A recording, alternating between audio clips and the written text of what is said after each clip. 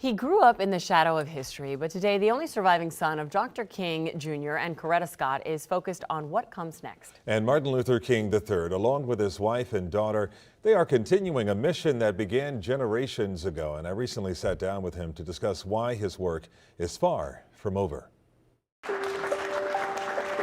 No matter where he goes, Martin Luther King III makes sure to greet everyone.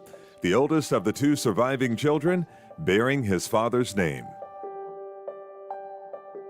And still traveling the world, spreading his dad's message nearly 6 decades after his death.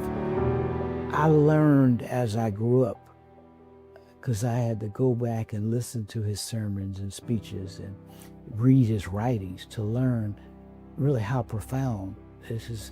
That daddy, he was daddy to me, just like any other kid. It wasn't Martin Luther King, this phenomenal minister, this human and civil rights leader.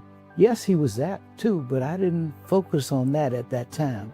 It was not until much later in life, when I was probably in my teens, that I started realizing how profound of a human being. And the one thing I remember more than anything else was we never left until he had greeted everyone. He would go back into the kitchen where people were preparing food to thank them. There was not a hand that he did not try to shake. Like his parents, Martin and his wife Andrea Waters are working together on 2 major initiatives. First, realize the dream, 100 million hours of community service by 2029. Well, we're just asking Americans to come together, stand together, serve together. Because when we are serving together, when we are remembering that which connects us is so much greater than that which divides us. And second, the Drum Major Institute. We were working to eradicate still the triple evils that Dad spoke of, and that is the evil of poverty, the evil of racism, and the evil of violence. All of those ills so much exist within our nation and world.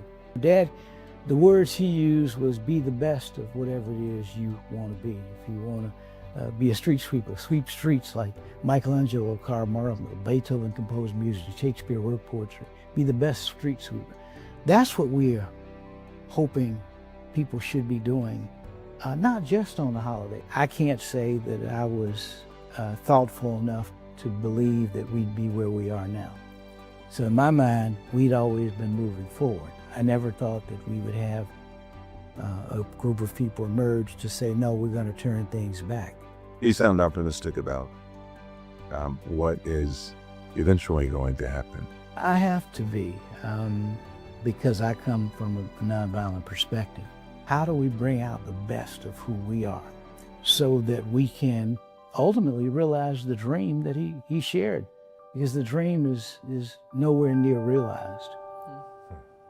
We talked for probably about a good 90 minutes. Wow. And there was so much more to the interview. I wish we had more time to show, but he kind of, really just talked about what it was like growing up with his dad being so great, but he never even realized how profound his father was.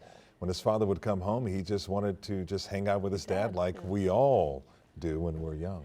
It's incredible to hear both him and Bernice and how they continue on his legacy, right? But it's also probably so challenging for them to do that. Oh yeah, well, Bernice told me during our interview, she said, look, there was a time when I had my walls up. She says, I didn't want to talk to anybody. I didn't understand the fact that, I don't have my parents around anymore. They were such highly publicized figures, and we gave them away, and then my dad, of course, he never came back home from Memphis. Same thing with MLK III. He unlike his sister, I think he has really taken on the challenge of wanting to spread the message around the world even more than his sister. So when you bear your father's name, when you walk into the room, and we were there when he walked into the room there and everybody stood up clapping, he was going to greet a friend he hadn't seen in a long time, and he walked in and everyone just stood up. It's like, oh my God, it's Dr. King's son. So I can't even imagine what that's like on a daily basis for him. So. They're doing a great job though. Yeah, so shout out to everyone who allowed us to go into their facility, especially the human rights facility there. Yeah. The woman who's in charge there, whose name does not come to mind right now, said this is what happens when you enter your 50s, by the way. I can't remember her name, but however, she's from Miami, so I want to thank all of them for doing that. good. Okay, all right, let's check on the weather right now. Hey, Betty.